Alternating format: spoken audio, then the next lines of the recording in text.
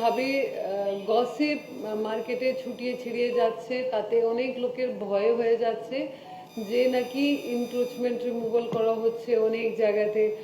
আগে আপনারা দেখেছেন টাইমস অফ ইন্ডিয়াতে একটা আর্টিকেল বেরিয়েছিল, সেটা আমি এডিটর টাইমস অফ ইন্ডিয়াকে বলেও ছিলাম যখন আমি আর্টিকেলটা দেখি যে আমরা তো এরকম হকার উচ্ছেদ করতে যাচ্ছি না।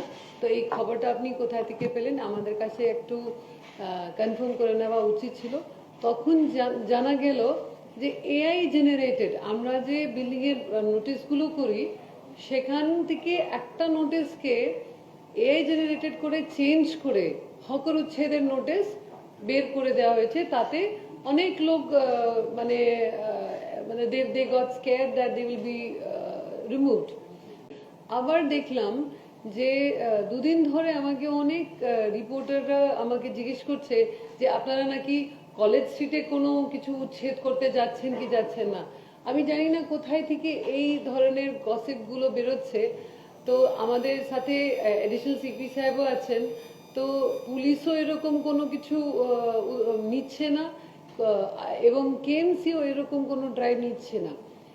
বরঞ্চ যেভাবে অনারেবল চিফ মিনিস্টার স্যার আমাদেরকে বলেছেন যে আমরা আলোচনা করে ডিসকাশনের মাধ্যমে ওদের সঙ্গে বসে তারপরে we will go ahead with whatever has to be taken. Our city also has to be kept clean, and humanitarian angle to these issues also have to be considered.